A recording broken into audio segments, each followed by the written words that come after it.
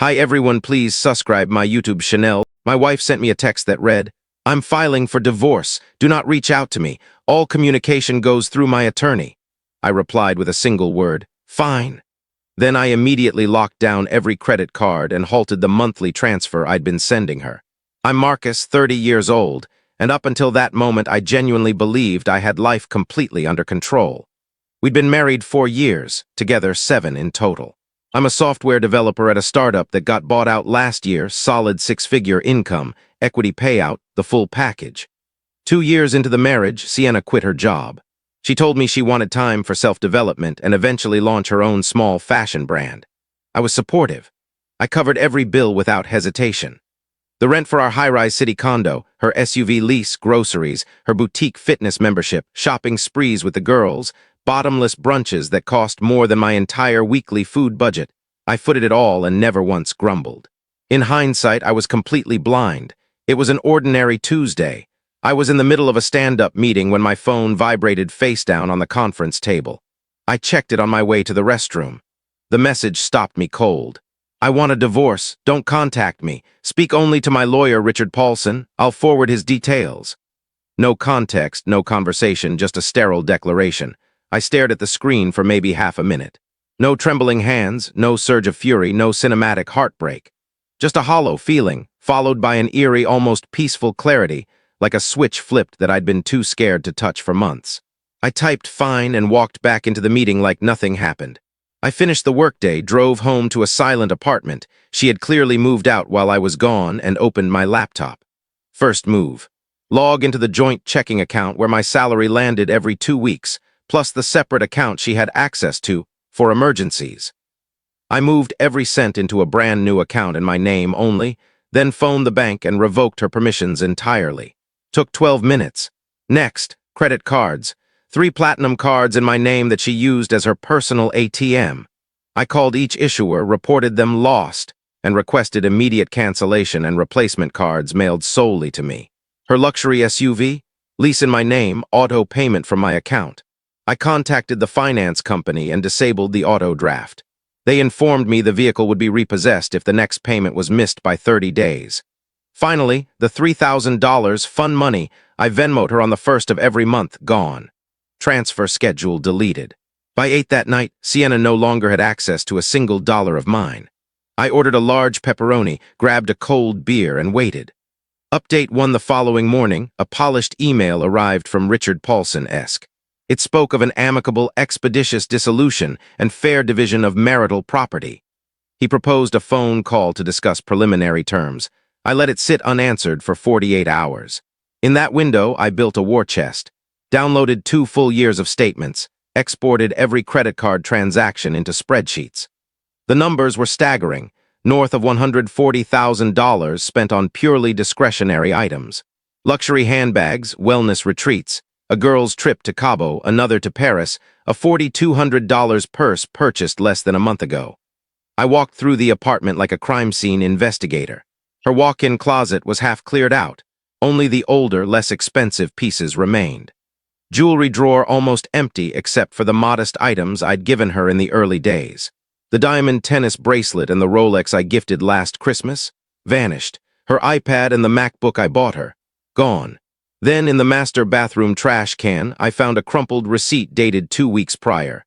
$340 dinner for 2 at a high-end steakhouse downtown, 2 appetizers, cocktails, an expensive bottle of red. I had been at a conference in Seattle that exact week. She hadn't dined alone. I sat on the edge of the tub holding that slip of paper and felt ice spread through my ribs. Not rage yet, just absolute lucidity. On day 3, my phone rang from a blocked number. "Marcus. This is Richard Paulson. I know who you are. I've sent multiple emails. I received them." Long pause. "We'd like to schedule mediation to keep this civil and equitable." Define equitable. Sienna will need temporary support while she re-enters the job market, continuation of health coverage, and her portion of marital assets. I actually laughed, a short, sharp sound. "Is she sitting next to you right now?" Another pause. "No, why?" "Good, then please relay this message exactly. She gets nothing. Not 1 cent, not the couch, not the leased car." "Nothing, sir. That's not how the law works in this jurisdiction. We have equitable distribution statutes. Then we'll let a judge explain them to her. Tell her I'll see her in court. I ended the call. 9 minutes later, my phone lit up like a slot machine. Texts pouring in from her number.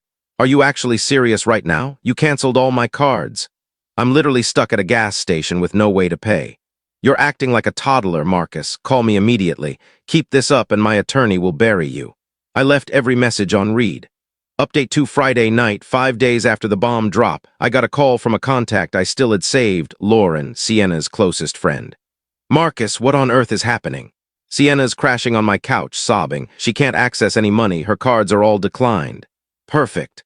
A sharp inhale. Excuse me? You heard me. She blindsided me with a breakup text and a lawyer's business card. Actions have consequences. You're being abusive. Financial abuse is a real thing. Financial abuse is restricting access to money someone earned, Lauren. I'm restricting access to money I earned. There's a distinction. She's an adult with a degree, 10 fingers, and apparently an excellent divorce attorney. She'll survive. Lauren hung up on me. That night sleep wouldn't come. I kept replaying the last year, the growing distance, the nights she came home late smelling like expensive cocktails, the way she angled her phone away from me, the 2-month dry spell in our bedroom. I had asked gently, repeatedly, "Are you okay? Is something wrong?" Every time, "I'm fine, just tired. Workouts have been intense."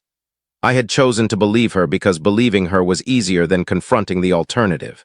Saturday morning, I hit the gym at 6 a.m. to sweat out the noise in my head. When I returned, a sharply dressed woman in her mid-30s was perched on the front steps of my building, looking impatient. "Marcus, who's asking?" "I'm Mr. Paulson's paralegal. He asked me to hand-deliver these." She passed over a thick envelope, formal divorce petition, plus a motion for temporary spousal support and exclusive use of the marital residence. I took it without comment. She lingered. "Look, I'm probably overstepping, but your wife was in our office yesterday absolutely falling apart. Maybe you two should just talk." "Did she tell you why she's leaving?" "She said you two drifted apart."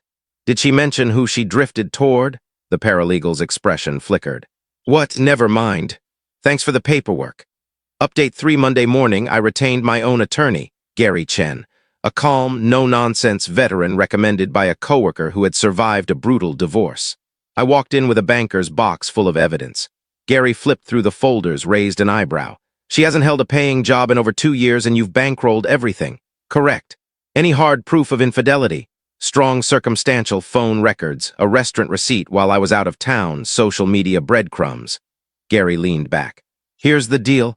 In this state, she'll likely get some temporary support because of the income disparity and length of time out of the workforce. But it won't be lavish, and it won't be permanent. Assets acquired during marriage are generally split 50-50, unless we can prove dissipation or marital waste on her part, or infidelity that impacted the finances." That evening, I logged into our shared Verizon account, family plan still in my name, and downloaded 6 months of call and text logs for her line. One number appeared obsessively, sometimes dozens of messages a day, starting roughly 4 months ago. I ran the number through a reverse lookup. Trent Cosgrove, 31, certified personal trainer at the upscale gym she attended religiously. His Instagram was public, shirtless mirror selfies, motivational captions, and there it was. A photo from 3 weeks ago at the exact steakhouse on the receipt I found, captioned, "Amazing company, even better Cabernets." I screenshotted everything. Update 4, Gary filed our response contesting every demand and attaching the phone logs, social media posts, and itemized spending on luxury items. 48 hours later, Richard Paulson called Gary directly. Gary phoned me immediately after. "She's panicking, wants to settle fast." "Wait, what?" Paulson had no idea about the boyfriend. She kept him in the dark. Now he's furious because it makes him look unprepared. Offer on the table. She walks away with $1,500 a month for 12 months, $20,000 lump sum up front, and the living room furniture. In exchange, we keep this out of open court. Total payout. $38,000 to never deal with her again. "Take it," I said, "but add an ironclad NDA. She never speaks my name publicly, never posts about me, no contact after final decree." Gary smiled for the first time. "Already drafting it." 2 weeks later, we signed in a sterile law firm conference room. Sienna arrived in leggings and an oversized hoodie, face bare, hair piled messily on her head. She looked like she hadn't slept in days. She refused to meet my eyes while Paulson read the terms aloud. When it was her turn to sign, she finally glanced up. "I never cheated on you. I just stared, expression neutral. Trent and I are just friends. I still said nothing. You humiliated me, Marcus. You left me with literally nothing. You left me with a text message and a lawyer's email signature, Sienna. Her mouth tightened. She scrawled her signature, stood, and walked out without another word. Final update: 4 months have passed since the judge stamped the decree. I moved out of the downtown condo last month, too many ghosts, and took a smaller, quieter place 10 minutes from the office. I started therapy. The word codependent gets thrown around a lot. I'm unpacking it. Sienna moved in with Trent 14 days after the divorce was final, mutual friend told me. Their Instagram is now a highlight reel of couple workouts, avocado toast, and sunset cocktails. The settlement cash probably made the transition smoother. Lauren texted once with an apology, said Sienna had been lying to the entire friend group, painting me as a controlling monster. Once the affair came out, half the girls stopped responding to her. I thanked Lauren for the clarity and blocked the number. Gary heard through the grapevine that the $20,000 lasted roughly 8 weeks. She's now working part-time retail at a trendy boutique downtown. I don't stalk her socials anymore. I genuinely don't care.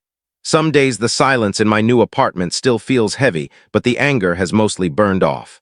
Trust is a muscle that atrophied. I'm slowly rebuilding it, starting with trusting myself.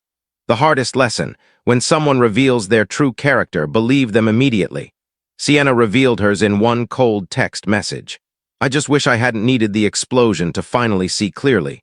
But at least I walked away with my self-respect and one hell of a cautionary tale. Edit 1: a lot of people asked why I didn't fight to save the marriage. Simple answer: because she didn't want it saved. That text wasn't an emotional outburst or a cry for help. It was a premeditated exit strategy: lawyer retained, bags packed, new boyfriend warmed up on the bench. I wasn't going to chase someone who was already sprinting away. Edit 2: yes, freezing every account within hours looks ruthless on paper. But they were my accounts, funded 100% by my income. If she wanted freedom and independence so badly, congratulations, she got it instantly. I simply refused to bankroll her soft landing with her new trainer while she lawyered up to take more. Petty, maybe. Necessary for my survival? Absolutely. Edit 3: someone asked if I still love her. I loved the version of Sienna I thought I married. The real one, the one capable of ending a 7-year relationship with a single text and then playing victim when the money stopped. I never actually knew that woman at all.